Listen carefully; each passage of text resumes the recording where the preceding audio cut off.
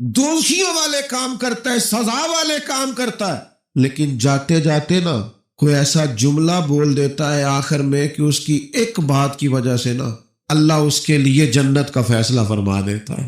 ایک بہت بڑا ظالم گزرا ہے تاریخ اسلام میں، بڑا ظالم تھا، اس کا ظلم بہت زیادہ تھا، لیکن حضرت انس بن مالک فرمایا کرتے تھے یہ اس کی ایک بات بڑی مجھے عجیب لگتی ہے، اس نے آخر میں ایک جملہ کہا تھا، ظالم بڑا تھا، اس نے آخر میں ایک جملہ کہا تھا، اس نے کہا تھا مالک میں نے ظلم کیے پر میں شرمندہ بڑا ہوں، پر یہ لوگ مجھ سے کہتے ہیں کہ میرے گناہ تیری رحمت سے زیادہ ہیں، مجھے بتا میرے گناہ تیرے کرم سے زیادہ تو نہیں؟ حضرت انس بن مالک فرماتے ہیں اس کی بات سن کر میرے دل کو چوٹ لگی، مجھے یوں لگا اس نے منا لینا ہے رب کے کرم کو۔ او میرے بھائی، اللہ کی عطا سے زیادہ تو نہیں، اس کے فضل سے زیادہ تو نہیں۔ رسول اللہ صلی اللہ تعالی علیہ وسلم فرماتے ہیں کہ رب فرماتے ہیں اگر میرے بندہ اتنے گناہ کرے کہ اس کے گناہ آسمان تک پہنچ جائیں، یا اتنے گناہ کرے کہ زمین کی تہ تک پہنچ جائیں، اور پھر وہ آ کے اپنے کریم رب کے حضور معافی مانگے سچے دل سے، تو اللہ پھر بھی اسے معاف فرما دیتا۔ شرط اتنی ہے کہ تو آتا ہی نہیں، تو معافی مانگتا ہی نہیں، تو پھر بھی لوگوں کو مناتا ہے، اسے مناتا ہی نہیں جسے منانا چاہیے۔ مصیبت میں بھی اب یاد خدا ہم کو نہیں آتی، دعا منہ سے نہ نکلی، جیبوں سے عرضیاں ہی نکلی، مختلف محکموں میں درخواستیں دیتے ہو، مالک کے حضور دعا ہی نہیں کرتے۔ جس کریم کی بارگاہ میں جانا چاہیے، جہاں سے کرم ہونا ہے، جہاں سے عطائیں ہونی ہے، اس طرف متوجہ نہیں ہوتے، اپنے قریب کو منانے کی صحیح نہیں کرتے۔ میرے بھائیوں، اللہ کی رحمت پر ہر وقت کامل توجہ، اللہ کے کرم پر ہر وقت توجہ، وہ بخش دے گا، وہ مہربانی کرے گا، وہ عطائیں کرے گا، وہ اپنے بندوں سے درگزر فرمائے گا، یہ شوق ہر وقت طبیعت میں قائم رہنا چاہیے، کبھی بھی اس کی رحمت سے نا امید۔ نوجوانوں سے بالخصوص کہوں گا کیا ہو گیا اچھی نوکری نہیں ملتی، کوئی عرض نہیں، اگر وقتی طور پر پیسے کم ہے تو کیا حرج ہے، کوئی مسئلہ نہیں۔ یہ کو بہت زیادہ جس کے پاس پیسے آ جاتے ہیں وہ تو کہنا شروع ہو جاتا ہے پیسوں میں سکون ہی نہیں۔ پوچھ لیں آپ، اگر تھوڑی دیر کے لیے کسی بیماری نے آن بھی لیا ہے تو بھائی بات بڑے کمال کی ہے، محبوب کی طرف سے شفائیں رہی ہے، اگر ایک کڑوا گھونٹ آ گیا تو پھر کیا ہوا؟ ایک اگر وہاں سے کڑوا، وہ بڑی معروف بات ہے نا، سلطان محمود غزنوی کنوں کھا رہے تھے تو انہوں نے پہلا ٹکڑا کنوں کا، اس کا پہلا حصہ جو اسے کھولا، اس کی جو کاشیں ہوتی ہیں اس میں سے پہلا ٹکڑا ایاز کو دیا تو ایاز گٹ گٹ کر کے کھا گیا، دوسرا بھی دیا تو کھا گیا، تیسرا بھی دیا، چوتھا محمود نے اپنے منہ میں ڈالا تو تھوک دیا، کہنے لگا خو اتنا کڑوا، کسیلا، بد ذائقہ، اسی نے اگل ڈالا اس کو، تو بعد میں کہنے لگا یار تو سارے کڑوے کھا گیا ہے، تو یاز کہنے لگا بادشاہ تیرے ہاتھوں ساری زندگی میٹھے ملے، اب یہ 2-3 کڑوے مل جاتے اور میں اس طرح سے ان کو اگل ڈالتا تو یہ کوئی آئین وفاداری۔ امام غزالی کہتے ہیں نبی پاک کی بارگاہ میں ایک سادہ بندہ آ گیا، ہم سادے بندے کہتے ہیں، عرب کے لوگ بدو کہتے تھے، ایک بدو آ گیا، اس نے آتے ہی السلام علیکم کے بعد فوراً حضور سے پوچھا یا رسول اللہ یہ بتائیں قیامت والے دن حساب کس نے لینا ہے؟ سبحان، قربان جائے، انداز دیکھیے نا اپنی روایتی سادگی میں، قیامت میں حساب کس نے لینا ہے؟ تو نبی کریم نے فرمایا حساب اللہ نے لینا ہے، سادی سی بات۔ تو اس بندے نے نا اپنی چادر کو سمیٹا، کندھے پہ رکھی اور چلنے لگ گیا، تو حضور فرمانے لگے کوئی بھئی تو نے سوال پوچھا ہے، کوئی تبصرہ بھی تو کرنا۔ ایک بندہ سوال کا جواب لیتا ہے نکل جاتا ہے، کہنے لگا یا رسول اللہ آپ نے بتا تو دیا ہے کہ حساب اللہ نے لینا ہے، تو حضور فرمانے لگے پھر؟ تو کہنے لگا یا رسول اللہ کریم جب غالب آتا ہے تو کرم ہی کر دیا کرتا۔ اس کا ترجمہ اپنی زبان میں کروں، اپنی بولی میں کروں، وہ حضور کی بارگاہ میں عرض کرنے لگا یا رسول اللہ جے اللہ نے حساب لینا ہے پھر خیر ہے۔ کہنے لگا یا رسول اللہ کریم جب غالب آتا ہے تو کرم ہی کرتا ہے، قربان جاؤں حضور کی اس مقدس زبان پر، وہ دہن جس کی ہر بات وحی خدا۔ کریم بولے اور بول کے فرمانے لگے بندہ سادہ تھا، بات کتنی بڑی کر گیا، خدا کی رحمت کی طرف متوجہ کر گیا، لوگوں کو کیا بڑی بات بیان کر گیا۔ کریم جب غالب آتا ہے تو ہم نے یہ دیکھا ہے کہ کلاس رومز کے اندر جو اساتذہ کچھ مزاج کے سخت ہوتے تھے، ان کے طلباء سے اگر کوئی کوتاہی کسی وقت سرزد ہو جاتی تو ان بچوں کا وجود گرمیوں میں بھی اس طرح کانپتا جیسے سردیوں کے ٹھٹھرتے موسم میں کانپتا ہے۔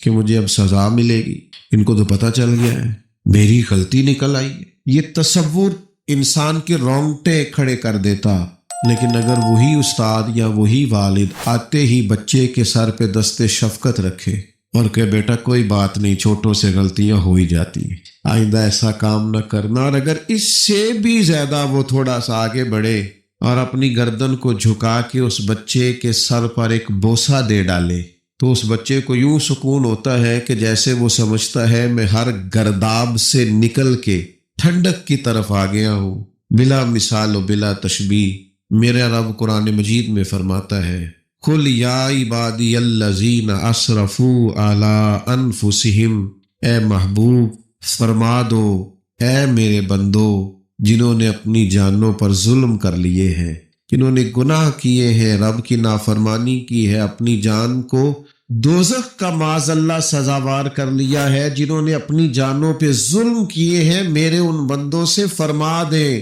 کیا لا تقنطوا من رحمت اللہ، ان سے فرما دے کہ یہ اپنے اللہ کی رحمت سے نا امید نہ ہوں۔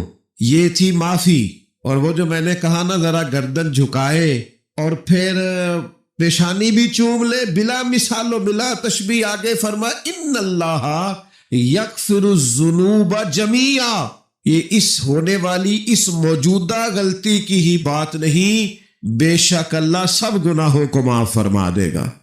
تو مالک یہ ایک دفعہ ہی ہوگا، یہ آج ہی رحمت آئی ہے، یہ کسی ایک مخصوص وقت، ایک مخصوص موقع یا کسی مخصوص تاریخ کے لیے ایسا ہے؟ فرمایا نہیں، انہو هو الغفور الرحیم، اللہ ہے ہی بڑا بخشنے والا، رحمت فرمانے والا۔ یہ اس کریم کا ہمیشہ کا طریقہ ہے کہ وہ غفور بھی ہے اور وہ رحیم بھی، معاف کر دیتا، اور ان اللہ یغفر الذنوب جمیعا، بے شک اللہ سب گناہوں کو معاف فرمائے گا۔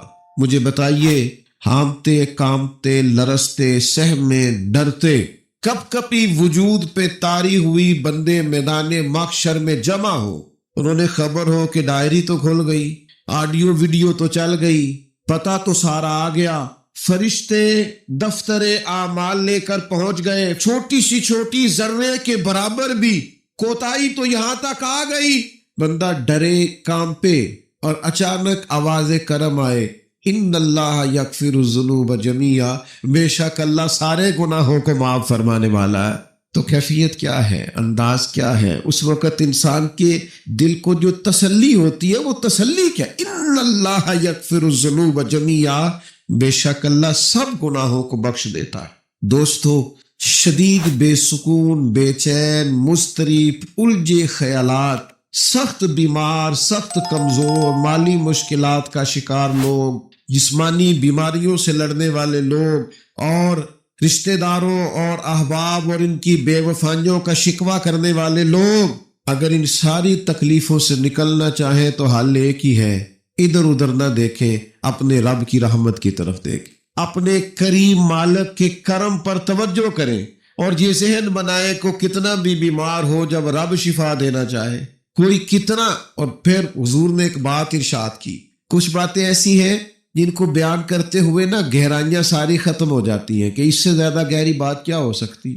رانائیاں اور رنگ سارے مان پڑ جاتے ہیں کہ اب اس میں جلوے اور کتنے بھرے جا سکتے تھے، ساری انسان کی سوچیں اور وسعتیں اچانک سمٹنے لگتی ہے کہ یار اتنی بڑی بات، یہ ذرا انداز دیکھیے حضور کا بیان کرنے کا۔ نبی پاک علیہ السلام فرماتے ہیں جب قیامت والے دن اللہ ان لوگوں کو اجر عطا کرے گا نا جن پر دنیا میں مشکلات آتی رہی، تو فرمایا وہ لوگ سوچیں گے کہ یہ تو مشکلات تھوڑی تھی، کاش کبھی زیادہ آ جاتی نا، کاش ہمارے وجود کینچیوں سے کاٹ دیے جاتے۔ وہ لوگ سوچیں گے، اور وہ بھی سوچیں گے جن پر مشکلات نہیں آئی تھی کہ کاش کبھی ہم بھی اس چکی سے پس کے آتے نا۔ اس سے زیادہ بھی کوئی اجر ہو سکتا ہے کہ رب کہتا ہے ان اللہ مع الصابرین، جو مصیبت پہ صبر کر دے اللہ اس کے ساتھ ہے۔ معیت الہی اس شخص کو نصیب ہو رہی، رحمت خداوندی سے کبھی نظر نہ ہٹائیں۔ آتی رہتی ہیں مشکلات، آتے رہتے ہیں دکھ، ہو جاتی ہیں غلطیاں، کمزور ہے انسان، کر بیٹھتا ہے گناہ بھی، لیکن ایک گناہ میرا ماں پیو ویکھے، ایک گناہ میرا ماں پیو ویکھے تے دیوے دیس نکالا تے لاکھ گنا میرا مولا ویکھے تے پردے پاون والا ڈھال دیتا ہے رحمت کا پردہ، کرم ہو جاتا ہے۔ رحمت الہی سے کبھی توجہ نہ ہٹے، اپنے دل کو ٹھنڈا رکھنے کے لیے، طبیعت کو سکون میں رکھنے کے لیے رحمت۔ حضور علیہ السلام فرماتے ہیں بندے سے غلطی ہو جاتی ہے، پھر وہ اللہ کی بارگاہ میں توبہ کرتا ہے تو رب فرشتوں سے فرماتا ہے میرے بندے کو پتا ہے کہ میرے علاوہ معاف کرنے والا کوئی نہیں، تو دیکھو نا وہ آ گیا ہے۔ تو فرشتے اپنے مالک کی بات کی طرف متوجہ ہوتے ہیں تو رب فرماتا ہے گواہ ہو جاؤ میں نے اسے معاف کر دیا ہے۔ حضور فرماتے ہیں اس بندے سے پھر غلطی ہو جاتی ہے، وہ پھر عرض کرتا ہے مالک بھول گیا تھا، غلطی ہو گئی، خطا ہو گئی، گناہ ہو گیا، تو اللہ فرماتا ہے دیکھا نا میرے بندے کو پتا ہے میرے سوا معاف کرنے والا کوئی نہیں، تو جاؤ گواہ ہو جاؤ میں نے معاف کر دیا ہے۔ حضور فرماتے ہیں تیسری بار پھر غلطی ہو جاتی ہے، یہ پھر آ جاتا ہے، تسی تے میں دسو ہاں جڑا ترے واری آوے او دا علاج کی ہے؟ اسی کہنے تو باز آنا، کہنے ہیں کہ نہیں تو نے ٹھیک ہونا، تو نہیں ٹھیک ہو سکتا، تو نے نہیں باز آنا، تیرا علاج ہے، اب جا اب دوڑ جا، تیرا کوئی حل نہیں۔ حضور فرماتے 6 بار آ گیا، تیسری بار آ کے کہتا اللہ معاف کر دے، تو اللہ کہتا پتہ نا میرے بندے کو میرے علاوہ معاف کرنے والا کوئی نہیں، گواہ ہو جاؤ میں نے اسے معاف کر دیا۔ گویا وہ جب جب آتا رہتا ہے رب تب تب اسے معاف فرماتا رہتا ہے۔ رحمت دا دریا الہی، یہ درویشوں نے جو باتیں کی ہیں بڑی سوچ سمجھ کے کی۔ رحمت دا دریا الہی ہر دم، رحمت دا دریا الہی ہر دم وگدا ہے۔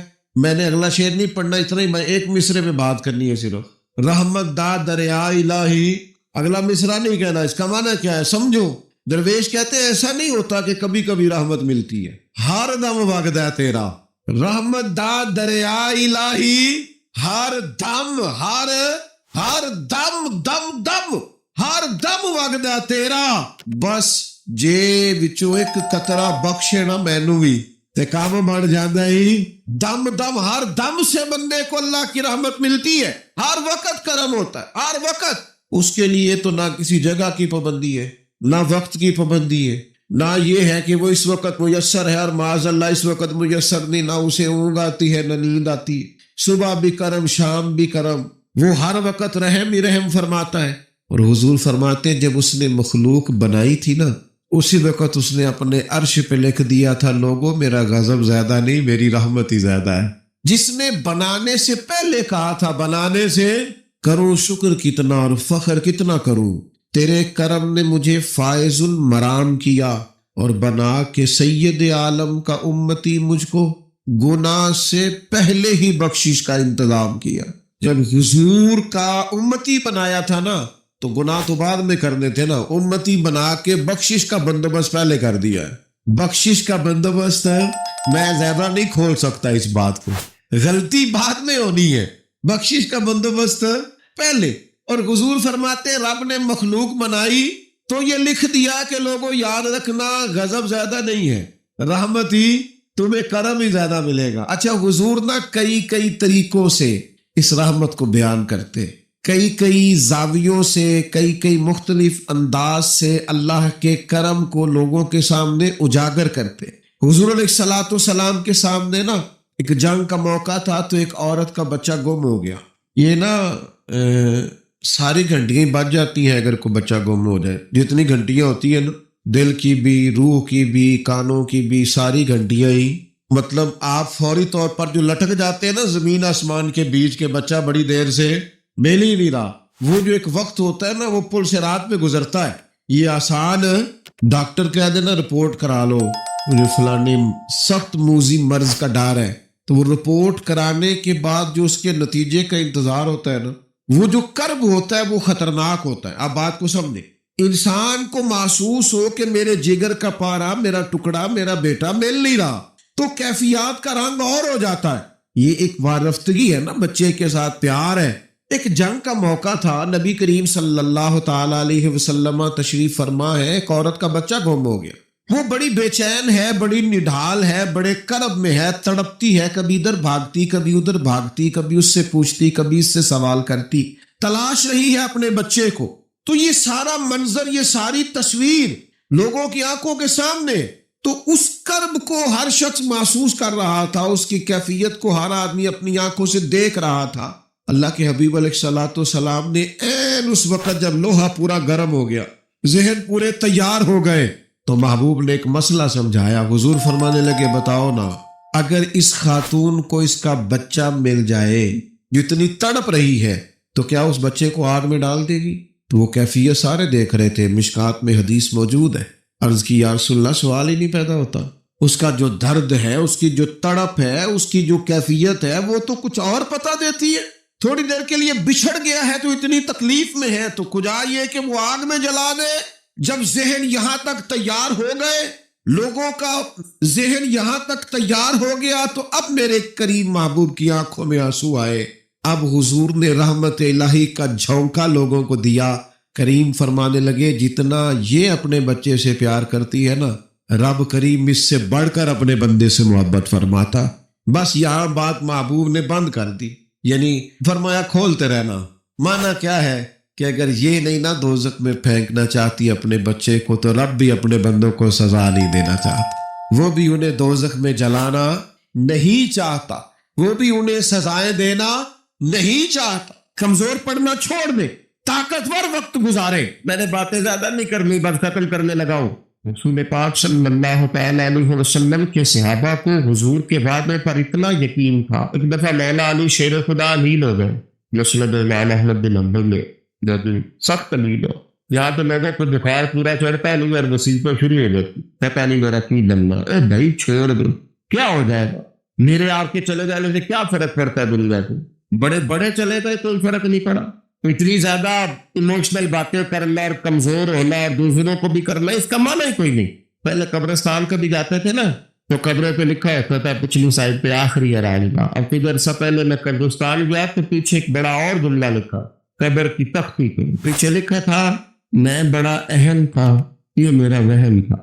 یہ وہم ہے، صرف میرے بغیر کافی چلتا، سب کے بغیر چلتا ہے، کچھ بھی نہیں ہو، سب چلتا۔ حضرت مولا علی شیر خدا کرم اللہ تعالی وجہہ الکریم علیل ہو گئے، اور علالت اتنی زیادہ ہوئی تو ظاہری طور پر کھڑے ہوتے نا تو جسم مبارک کامتا بظاہر دکھائی دیتا۔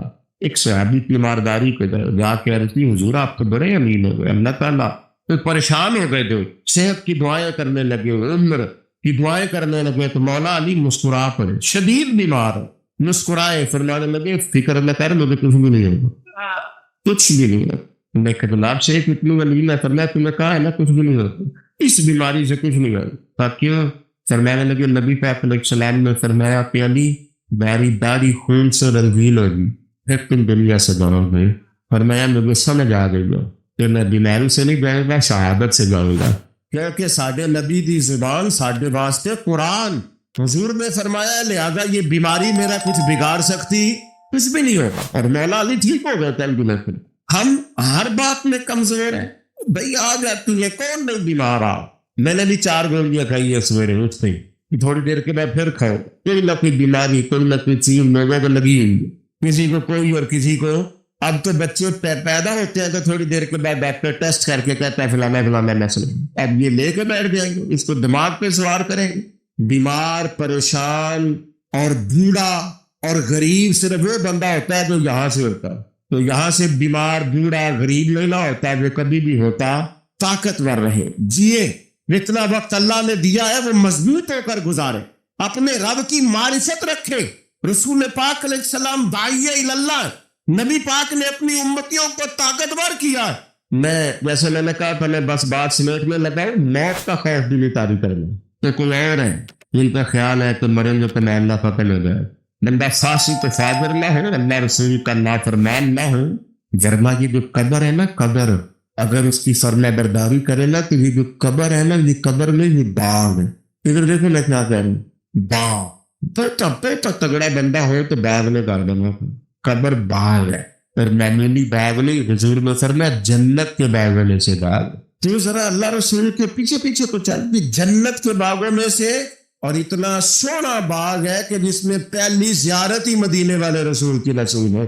آج پھولے نہ سمائیں گے کفن میں آسین، آج کی رات ہے ان سے ملاقات کی رات۔ یہ تو بڑی خوش قسمتی والی رات، یہ تو خوف کھانے والا وقت ہے، موت کا خوف بھی نہیں، تو آخرت کی فکر ضرور کرنی ہے، لیکن ڈر نہیں، خوف نہیں، کمزور نہیں پڑے۔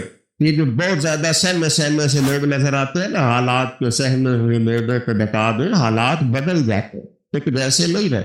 میں دعانے سے کہوں گا زندگی طاقتور ہو کے گزارے، کبھی کمزور نہ پڑے، اپنی زندگی میں کوئی ایسا کام نہ کرے اس سے محسوس ہو کے کمزوری ہے۔ کیونکہ بیٹھے میں نے ساری ورز کی ہے، آپ کو یاد رہے گی انشاءاللہ تعالیٰ، ہم تو نہیں زیادہ پریشانی آئے گی انشاءاللہ تعالیٰ۔ ہلکا ہلکا ایسے ایسے کر رہے ہیں، باقی سارے نہیں ہاں نہ کر رہے، تو انشاءاللہ تعالیٰ اللہ اطمینان قلبی عطا کرے گا ہم سب۔ عورتوں کی نعت کے بارے میں کئی دفعہ دوستوں نے سوال پوچھا ہے، میں نے بھی کئی دفعہ بتایا ہے۔ بات ایک دفعہ یہ ہے، ہمارا معاملہ صرف بتانے کا ہے، کسی کو دندوت لے کے بنانے کا نے مسئلے بتانا ہے نا جی۔ آپ جو میں خود سے ارینج کرے، عورت کی آواز بھی عورت ہے، عورت اتنی آواز میں نعت پڑے جو عورتوں کے اندر ہے، وہاں سے باہر ہے، میں اتنی سی بات ہے، سمجھ آ گئی آپ کو بات اس کے اندر ہے۔ اور باقی میں آپ حضرات سے عرض کروں گا، یہ ہماری ذمہ داری ہے کہ ہم اپنے گھر کی عورتوں کو ادا کر دیں، یہ ہماری ذمہ داری۔ اس طرح پہ باقی سارے معاملات اور آپ پیار سے کہیں گے، سمجھائیں گے، تو یہ عورتیں مسلمان عورتیں ہیں، جو سیدہ عائشہ کی کنیزیں، یہ سیدہ فاطمہ کی کنیز انشاءاللہ بات مانے گی۔ یہ ہماری اپنی بہنیں بیٹی ہیں، انہوں نے کوئی انکار کرنا ہے۔ شرط یہ ہے کہ ہم کہیں تو صحیح، ہم باقی سارا کچھ منوا لیتے ہیں، کھانا میری مرضی کا پکنا چاہیے، تو اتنے بجے میرے کپڑے تیار ہونے چاہیے، تو آپ پردے پہ بھی منانا چاہیں تو منا، اماں بھی مان جائے گی، بہنیں بھی مان جائیں گی، گھر والے بھی مان جائیں گی، بیٹیاں تو پیار ہی بڑا کرتی ہے بات سے۔ اس لیے یہ ہم نے ناراضگی ہے نا، یہ ہماری کمزوری ہے، ہم یہ بات بناتے ہی نہیں، لہٰذا بھنتی بھی نہیں۔ اس لیے اللہ تعالیٰ سمجھ عطا کرے اور اللہ تعالیٰ اس آدمی کو قبول فرمائے۔ رسول کائنات نے فرمایا، رب کریم فرماتا ہے جب میرا بندہ ہاتھ اٹھاتا ہے نا تو مجھے حیا آتی ہے کہ میں خالی کیسے لوٹا دوں اس کے۔ اتنے بڑے بادشاہ کی بارگاہ میں کبھی 10 منٹ عادت ہو جائے نا دعا مانگنے کی علیحدہ سے رات کو، حضور نے فرمایا جو فرض نماز کے بعد دعا مانگے اللہ اس کی قبول کر لیتا ہے۔ نبی پاک صلی اللہ تعالیٰ علیہ وسلم نے فرمایا اللہ مسافر کی دعا قبول فرماتا ہے۔ حضور نے فرمایا اللہ مظلوم کی دعا قبول فرماتا ہے۔ حضور نے فرمایا بیمار سے دعا کراؤ اللہ اس کی دعا قبول فرماتا ہے۔ حضور فرمانے لگے ماں باپ جب بھی اولاد کے لیے دعا فرمائیں اللہ ان کی دعا کو قبول کرتا ہے۔ آپ اپنا تعلق بنائیں، دعا کے ساتھ، عبادت کے ساتھ، مصلی کے ساتھ رشتہ بنائیں، استغفار پڑھیں۔ صلاح الدین ایوبی صلیبی جنگوں میں تھے، رات کو مسجد اقصیٰ میں نماز پڑھی تو پریشان تھے۔ ایک بزرگ سے ملاقات ہوئی تو وہ کہنے لگے کہ آپ بڑے پریشان ہیں۔ کہنے لگے حضور پریشان اس لیے ہوں کہ پہلے ہی مسلمان کمزور ہے، اب میں نے سنا ہے دشمن کا ایک بحری بیڑا وہ جنگی سامان سے بھرا ہوا آ رہا ہے، تو اب ان کے پاس اور تلواریں اور نیزے آ جائیں گے، مسلمانوں کے پاس پہلے ہی وسائل کی کمی ہے، پریشان ہو کس طرح کر کے مقابلہ کریں گے۔ یہ بات کہتے ہی صلاح الدین ایوبی نے بزرگوں سے کہا حضور آپ بھی دعا کرنا، دعا کی بڑی طاقت ہے۔ میرے نبی پاک نے فرمایا دعا مومن کا ہتھیار ہے، دعا مومن کا حضور نے فرمایا تقدیر کو سوائے دعا کے کوئی چیز نہیں بدل سکتی۔ دعا مومن کا ہتھیار ہے، یہ کافر کے پاس کوئی نہیں، یہ ہتھیار ہے مومن کا۔ اللہ کرے آپ کو سمجھ آئے، پھر سنیں، کئی بار کہہ چکا ہوں یہ ہتھیار ہے۔ کافر کے مقابلے میں جو تیرے پاس سب سے بڑا ہتھیار ہے وہ دعا ہے۔ دعائیں کرانی چھوڑ دی، کرنی چھوڑ دی، لینی چھوڑ دی۔ حضرت سیدنا انس بن مالک رضی اللہ تعالیٰ عنہ فرمایا کرتے تھے میں نے وہ رنگ دیکھا ہے جب حضور دعا مانگتے تھے اور حضور کی مقدس آنکھوں میں آنسو بھی ساتھ ہی بہا کرتے تھے، میں نے وہ انداز دیکھا۔ تو صلاح الدین ایوبی بزرگ سے کہنے لگے آپ بھی دعا کیجیے، اور خود رونے لگے اور سر سجدے میں رکھ کے رونے لگے، اور عشاء سے لے کر فجر تک روئے، خوب روئے۔ صبح وہ بزرگ آئے تو صلاح الدین ایوبی کا خوبصورت اور ہنستا ہوا چہرہ دیکھا، کہنے لگے آپ بڑے خوش ہیں، رات تو میں نے بڑے روتے ہوئے دیکھا تھا۔ تو کہنے لگے حضور وہ جو بحری بیڑا آ رہا تھا نا وہ پانی میں ڈوب گیا ہے، اب وہ نہیں آ رہا، ابھی خبر آئی ہے تو میں بڑا خوش ہوں۔ بزرگ کہنے لگے اٹھ سینے سے لگ، اور سونے کی بات وہ بحری بیڑا پانی میں نہیں ڈوبا، وہ تیرے آنسوؤں میں ڈوب گیا ہے۔ وہ جو تو رات رویا ہے نا رب کریم کی بارگاہ میں تو وہ ڈوب گیا ہے۔ بھائی اپنا مصلی کا، عبادت کا، وظائف کا، اللہ کا سلسلہ اس کو مضبوط کرے، اپنی دعاؤں کے تعلق کو مضبوط کرے۔ دعائیں بڑے انقلاب برپا کر دیتی ہیں۔ ایک بزرگ فرماتے ہیں میں نے دعا مانگنے کا طریقہ اپنی بیوی سے سیکھا، دعا مانگنے کا طریقہ اپنی سیکھنے والے تو اپنے بچوں سے بھی سیکھ لیتے ہیں، سیکھنے والے تو ہر ایک سے سیکھتے ہیں۔ وہ کہتے ہیں میں نے دعا مانگنے کا سلیقہ اپنی بیوی سے سیکھا ہے۔ حضرت وہ کس طرح؟ فرمانے لگے میری بیوی نے نا مجھے کوئی کام بتایا، کچھ پیسوں کی ضرورت کے لیے کہا، تو میں نے اسے کہا کہ بھئی ابھی میرے پاس نہیں ہے، کچھ دنوں میں آتے ہیں تو میں دے دوں گا۔ عورتوں کی عادت ہوتی ہے، وہ بار بار یاد کراتی ہیں۔ 2-4 دنوں کے بعد پھر اس نے کہا حضرت وہ میں نے کہا تھا کچھ پیسے، میں نے اسے کہا کہ ابھی میرے پاس نہیں ہے، کچھ دنوں میں ملتے ہیں تو میں تمہیں دے دوں گا۔ اس نے کچھ دنوں کے بعد پھر کہا حضور وہ میں نے کچھ پیسے کہے تھے۔ فرماتے میں نے ڈانٹ دیا، میں نے کہا کہ کیا تو روز مجھے شرمندہ کرتی ہے، کہا نا میرے پاس نہیں ہے، ہوں گے تو دے دوں گا، تو روز یاد کراتی ہے۔ فرماتے اس نے پہلے تو میری ڈانٹ کو سہا، پھر میرے سخت جملوں نے اس کی آنکھوں میں آنسو پیدا کر دیے، پھر اس نے اپنے آنچل میں اپنے اس دکھ کو سمیٹا، اور پھر اس نے ایک جملہ کہا تو میں رو پڑا، اور مجھے اپنے رب سے مانگنے کا طریقہ آ گیا۔ مجھے کہنے لگی حضرت جی آپ نے ڈانٹ دیا، میں نے سہ لیا، پر آپ ہی میرے شوہر ہیں، بتائیں نا آپ سے نہ کہوں تو میں کس سے جا کے کہوں۔ فرماتے ہیں میں رو پڑا، اور میں کھل کے رویا، اور میں تڑپ کے رویا، اور پھر میری سسکیاں بند گئیں۔ تو مجھے کہنے لگی آپ کو کیا ہوا؟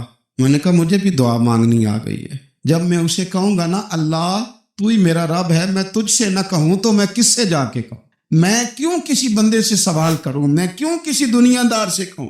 میں تیرے بندوں کا، نیک بندوں کا وسیلہ لے کے، تیرے محبوب کی غلامی لے کے تیری بارگاہ میں آئیں، تجھ سے نہ مانگوں تو کس سے مانگوں؟ سمجھ آ گئی ہے؟ جب میں اس رنگ میں مانگوں گا تو پھر رب میرے اوپر بڑا ہی فضل فرمائے گا، وہ میرے اوپر بڑی رحمت کرے گا، وہ میرے لیے آسانیاں کرے۔ عزیز دوستو، ہم اس طرح کرنے لگے ہیں کہ ہم نے نا اپنے تعلقات پر اعتماد کرنا شروع کر دیا ہے۔ میرے تعلقات بہت ہیں، ہم نے اپنی دولت پر اعتماد کرنا شروع کر دیا ہے، میرے پاس دولت بہت ہے، ہم نے اپنے علم پر، اپنی شہرت پر اعتماد کرنا شروع کر دیا ہے کہ میرے پاس فلاں چیز بہت ہے۔ یاد رکھنا جب بے نیاز اپنی صفت بے نیازی دکھاتا ہے تو بڑی بڑی دولتوں والے مجبور نظر آتے ہیں۔ بھائیو جب انسان کا رشتہ اپنے مالک کے ساتھ ہوتا ہے پھر تو غم بھی کچھ نہیں کہتے، پریشانیاں بھی کچھ نہیں کہتی، پھر تو زندگی صبر والی، پھر تو زندگی توکل والی، پھر تو زندگی بھروسے والی، پھر انسان اپنے آپ کو رسوا نہیں کرتا، دنیا داروں سے امیدیں اس کی ختم ہو جاتی، امیدیں اللہ رسول سے لگا لیتا، مضبوط ہو جاتا ہے، مضبوط، طاقتور ہو جاتا ہے، خوددار ہو جاتا ہے، باوقار باعزت ہو جاتا ہے۔ حضرت بہلول دانا رحمۃ اللہ علیہ بیٹھے تھے تو ہارون رشید حج کر کے آ رہا تھا، تو رستے میں حضرت شیخ سے ملاقات ہو گئی، تو السلام علیکم کے بعد کہنے لگا حضور کوئی حکم ہو تو بتائیے گا۔ تو حضرت بہلول دانا فرمانے لگے تیرا رب کون ہے؟ اس نے کہا اللہ۔ تو فرمایا میرا کون ہے؟ کہا اللہ۔ فرمانے لگے تو بڑا ہی بیوقوف ہے، کیا تو یہ سمجھتا ہے کہ رب ہارون رشید کو تو دے گا اور بہلول دانا کو بھول جائے گا؟ تیرا بھی وہی رب ہے، میرا بھی وہی رب ہے۔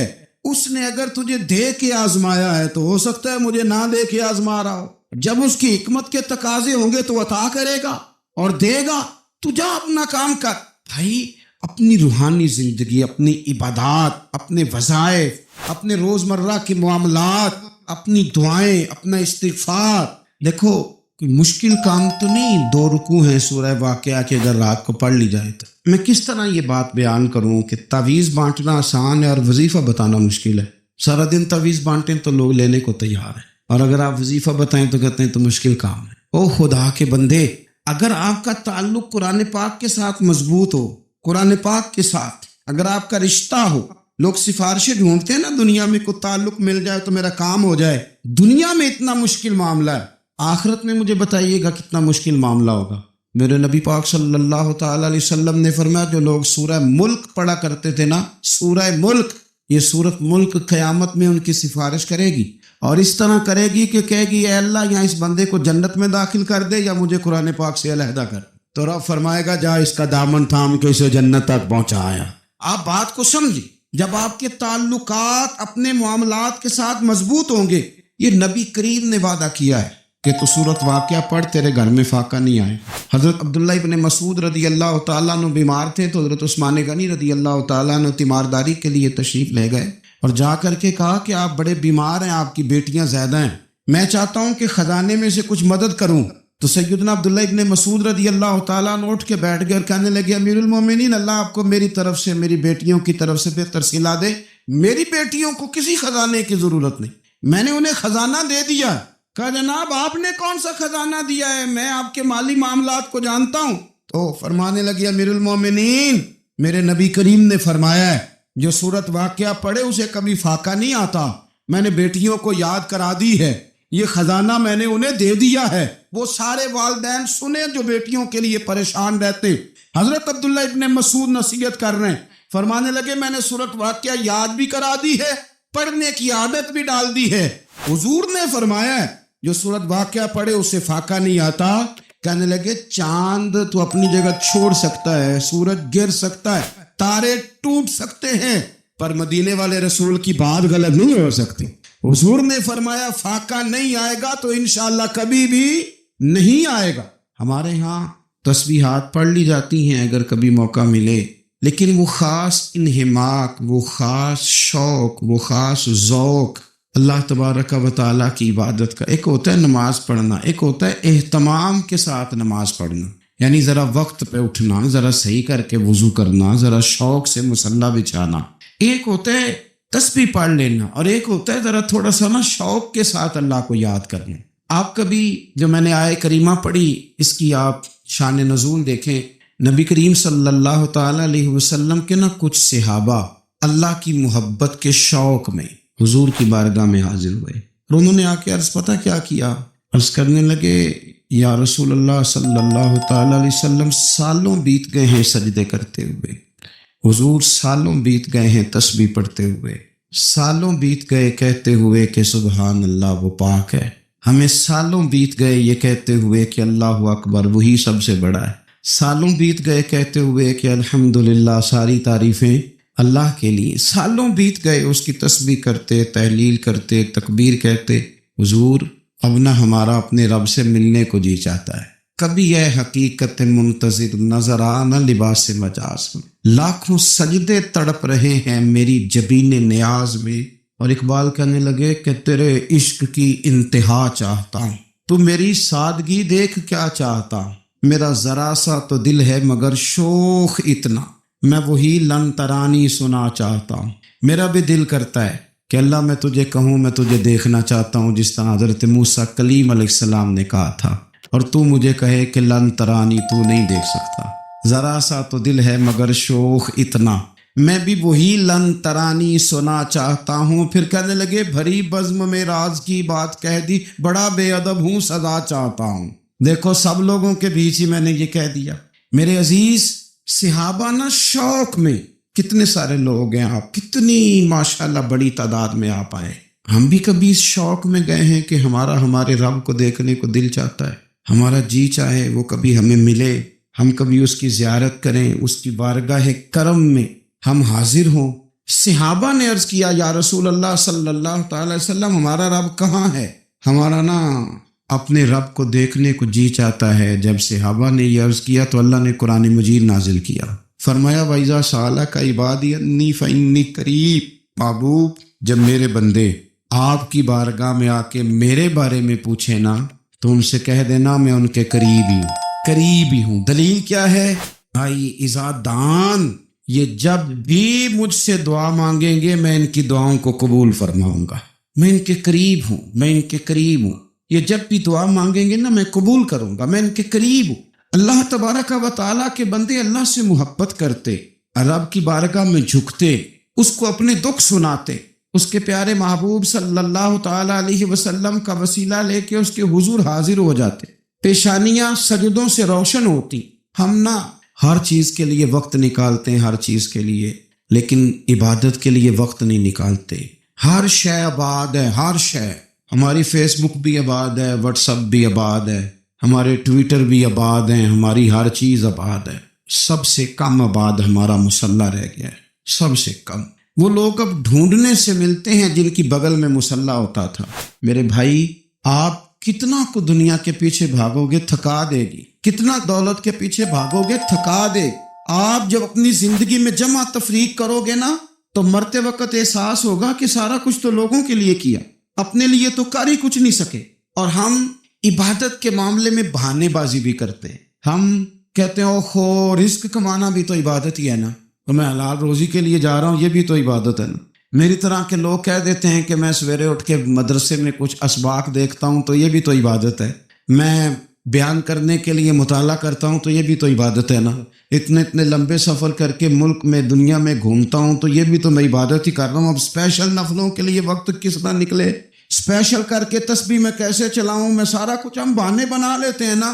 میرا سوال یہ ہے کہ یہ ساری باتیں صحابہ کو، نبی کریم کو، دیگر لوگوں کو بھی تو پتہ تھی نا، لیکن آپ غور تو کریں 23 سال حضور کو وقت ملا، مختصر وقت ظاہراً تبلیغ کرنے کے لیے، پوری دنیا میں دین بھی پھیلانا ہے، گھر میں 11 ازواج ہیں، 4 بیٹیاں ہیں، ان کی اولادیں، سارے کام کاج بھی دیکھنے، لیکن سیدہ طیبہ طاہرہ حضرت عائشہ صدیقہ رضی اللہ تعالیٰ عنہ فرماتی ہیں سارا دن تبلیغ کرتے، ہر غلام کے دکھ سنتے، گھر میں آتے تو اپنے گھر والوں کا خیال کرتے، کام میں ہمارا ہاتھ بٹاتے، قربان جاؤں، کہتی ہیں زمانہ سارا سو جاتا لیکن آمنہ کے لال مصلی بچھا لیتے، دنیا سو گئی، ساری سب سو گئے، جو خدام تھے، وہ جو غلام تھے وہ سو گئے۔ صحیح مسلم میں لفظ ملیں گے، سیدہ پاک فرماتی ہیں او میرے نبی کے غلاموں، میں نے یہ رنگ بھی دیکھا ہے کہ حضور نے اتنا کھڑے رہے، اتنا قیام کیا، اتنا قیام کیا کہ مقدس پیروں میں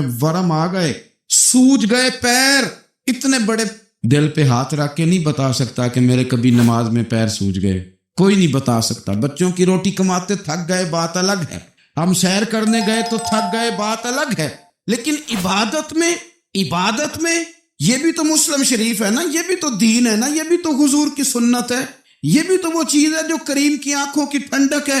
سیدہ فرماتی ہیں پیروں میں ورم آ گئے، اور ساری رات ہی حضور نے نماز پڑھی اور ایک ہی آیت بار بار دہرائی۔ مسجد نبی میں بلال حبشی نے فجر کی اذان دے دی اور حضور ابھی مصلی پہ تھے، کریم فارغ ہوئے، میں نے عرض کی یا رسول اللہ صلی اللہ علیہ وسلم، آپ کے تو صدقے اللہ اگلے پچھلوں کے گناہ معاف کرے گا، تو آپ اتنی آہوزاری کیوں فرماتے ہیں؟ آپ تو شفیع ہیں، آپ تو انبیاء کے امام ہیں۔ تو حضور نے فرمایا عائشہ تم نے گنوایا ہے نا میرے اللہ کی مجھ پر کتنی رحمت ہے، افلا اکون عبدا شکورا، فرمایا اگر اس نے اتنی نعمتیں دی ہیں تو کیا میں اس کا شکر گزار بندہ نہ بنوں، میں شکر گزار بندہ نہ بنوں اس کا؟ پھر اگر اتنی نعمتیں اس نے دی ہیں، مجھے اتنا نوازا ہے، تو پھر میں اس کے سامنے سجدے نہ کروں؟ او میرے بھائی، بڑے قابل فخر لوگ ہیں ہم کہ ہم نبی پاک کے غلام ہیں، ہم قابل فخر ہیں کہ نبی کریم کے غلام ہیں۔ کیا کبھی اس غلامی کے شکرانے میں بھی 2 نفل پڑھے؟ یا اللہ تیرا شکر ہے تو نے ہمیں حضور کا غلام بنایا ہے۔ یاد رکھیں کہ اپنی روحانی زندگی کو آباد کریں، استغفار پڑھیں، تسبیحات کریں۔ حضرت عبداللہ ابن عمر رضی اللہ تعالیٰ عنہ حضرت عمر کے صاحبزادے، مکہ مکرمہ میں ان کی قبر ہے، میں نے جب انہیں پڑھا تو مجھے ان سے بڑا پیار ہو گیا، لیکن آپ کو پتہ ہے وہاں جا کے کسی شخص کا مزار تلاش کرنا یا پوچھنا ایک مشکل کام ہوتا ہے۔ ایک دفعہ میں مکہ شریف میں حاضر تھا، ایک گاڑی والا ڈرائیور مجھے کہنے لگا کہ مولانا میں آپ کو جانتا ہوں، مجھے آپ سے محبت ہے، ایک بات بتاؤں آپ کو؟ میں نے کہا بتاؤ۔ کہنے لگے حضرت عبداللہ ابن عمر کی قبر دیکھنی ہے۔ میں نے کہا یہ تو نہیں کہہ رہا، یہ کسی نے بندوبست کرایا ہے، یہ اللہ نے تیرے دل میں بات ڈالی ہے، یہ ہو گیا، تو لے چل مجھے۔ حضرت عبداللہ ابن عمر کو نبی پاک نے فرمایا تھا راجل صالح، یہ نیک بندہ ہے، یہ متقی آدمی۔ حضرت عبداللہ ابن عمر رضی اللہ تعالیٰ عنہ سیدنا فاروق اعظم رضی اللہ تعالیٰ عنہ کے صاحبزادے ہیں، اور ان کی ہمشیرہ سیدہ حفصہ رضی اللہ تعالیٰ عنہ حضور کی زوجہ محترمہ۔ ایک دن اپنی ہمشیرہ سے کہنے لگے کہ نبی کریم صلی اللہ تعالیٰ علیہ وسلم گھر میں آئے نا، اور اگر حضور غم امت میں پریشان نہ ہوں، طبیعت کو حشاش بشاش دیکھو، تو ذرا پوچھنا تو صحیح حضور کا میرے بارے میں کیا خیال ہے، پوچھنا تو صحیح کہ کریم کی بارگاہ میں میرا کیا مقام ہے، میرے بارے میں حضور کیا فرماتے ہیں۔ اب بہن کو کام بتائے اور بتائے بھی بھائی، اور پھر بہن وہ کام نہ کرے، یہ تاریخ میں ہوتا نہیں۔ حضرت عمر فاروق رضی اللہ تعالیٰ عنہ کی صاحبزادی ام المومنین رضی اللہ تعالیٰ عنہ فرماتی ہیں کہ میں تو بس منتظر تھی، انہوں نے تو کہا تھا نا کہ اگر تم حشاش بشاش دیکھو تو بات کرنا، لیکن حضور تشریف لائے، میری باری تھی، میرے گھر تشریف لائے، کھانا پیش کیا تو فوراً میں نے عرض کی حضور ایک بات پوچھنی تھی۔ حضور نے فرمایا پوچھئے۔ میں نے عرض کی حضور میرے بھائی عبداللہ ابن عمر کے بارے میں آپ کا کیا خیال ہے؟ نوجوانوں میری بات پہ غور کرنا، میرے بھائی کے بارے میں آپ کا کیا خیال ہے؟ تو نبی کریم صلی اللہ تعالیٰ علیہ وآلہ وسلم نے میری طرف دیکھا اور پھر حضور زیر لب تھوڑا مسکرائے. اور بریلی کے امام کہتے ہیں کہ حضور مسکرا دیتے تھے نا تو جو بڑا دکھی ہوتا تھا وہ بھی ہنس پڑتا تھا. اب سوال پیدا ہوتا تھا کہ پھر تو اس مسکراہٹ کے لیے انتظار کرنا پڑتا ہوگا کئی مہینے کہ حضور مسکرائیں تو رونے والے ہنسیں. تو اعلیٰ حضرت فرماتے نہیں، انتظار نہیں کرنا پڑتا، یہ مسکراتے رہنا تو حضور کی عادت ہے. جس کی تسکین سے روتے ہوئے ہنس پڑے اس تبسم کی عادت پہ لاکھوں سلام. یعنی یہ تو عادت ہے حضور کی مسکراتے رہنا، اس کے لیے انتظار نہیں کرنا پڑتا. بھائیو آپ خیال رکھیں گے، غور کریں گے. حضرت عبداللہ ابن عمر رضی اللہ تعالیٰ عنہ کے بارے میں پوچھا تو سیدہ فرماتی ہیں کہ نبی کریم صلی اللہ تعالیٰ علیہ وسلم نہ زیر لب مسکرائے اور فرمایا حفصہ تیرا بھائی ہے تو اچھا، لیکن میں نے سنا ہے کہ عشاء کی نماز پڑھتا ہے تو فجر تک سویا ہی رہتا ہے. او نوجوانوں، 10 بجے تک سونے کی بات نہیں ہوئی، 9 بجے تک سونے کی بات نہیں ہوئی، 11 بجے اٹھنے کی بات نہیں. حضور فرمانے لگے میں نے سنا ہے کہ عشاء کی نماز پڑھ کے سو جاتا ہے اور فجر تک سویا ہی رہتا ہے. اسے چاہیے کہ تہجد کے وقت اٹھا کرے، اللہ کی بارگاہ میں حاضر ہوا کرے، آہوزاری کرے، سجدے کرے، عبادت کرے. اٹھتا ہے اور فجر میں جا کے اٹھتا ہے. حضرت جناب حفصہ رضی اللہ تعالیٰ عنہ کہتی ہے میں نے جناب عبداللہ ابن عمر کو پیغام دیا اور میں نے کہا میرے جوان بھائی سن. نبی پاک نے فرمایا ہے تو اچھا پر تہجد میں نہیں اٹھتا، نفل نہیں پڑھتا. او میری ملت کے جوانوں، مزہ نہیں آ جاتا جب ساری دنیا سوئی ہو، ساری دنیا، اور بستر بھی گرم ہو اور نیند بھی پورا غلبہ کر رہی ہو اور اچانک گھنٹی بجے دماغ میں، آنکھ کھلے، گھڑی پہ نظر پڑے 3:30-4 بجے کا پیغام گھڑی بتائے اور کوئی چڑھتی جوانی والا